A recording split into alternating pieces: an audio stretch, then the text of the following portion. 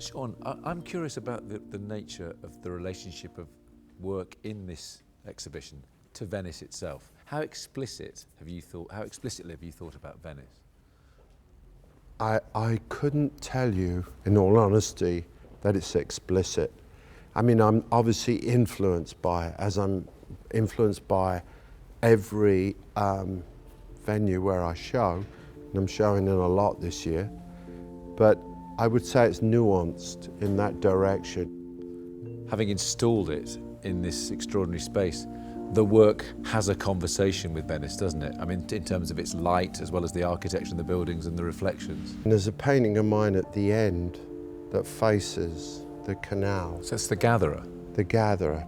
It looks as if it could stay there forever, because it's got this relationship with movement, side-to-side movement, which of course corresponds with the relationship between the vertical walls of Venice and the movement of the water, between it, heaving between it. You also absorb in some paintings and radiate light, and light is obviously often talked about in relationship to painting, but it's a very elusive thing to be able to capture and play with light. That must resonate for you here in Venice. My idea of light is metaphorical. It's human light that I'm interested in. As in illuminating things? As in illumination, as in improvement, as in betterment. I think my work is very obsessed with the idea of betterment. So I'm not somebody who looks at some water and says, oh, look at that, I'd like to capture that. I'm interested in something a lot deeper and a lot more embattled, I would say.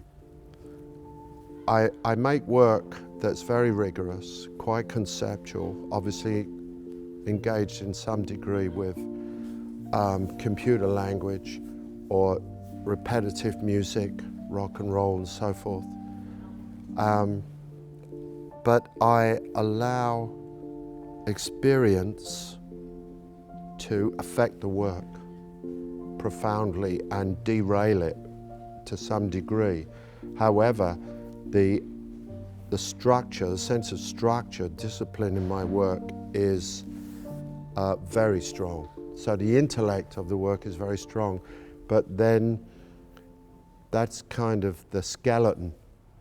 And then the emotion or the feeding off of the beauty of the world is allowed to inform the painting exponentially, I would say. Do you ever seek paintings that are formally irresolved, that remain in flux, that remain in kind of battle with each other, that there's an internal battle that cannot be resolved, or do you seek some kind of resolution, aesthetic resolution or formal resolution always?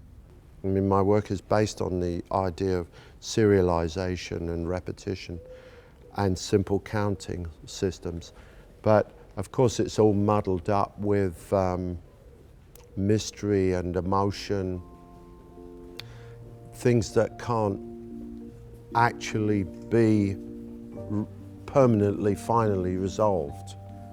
So they're not classical in that sense. They're always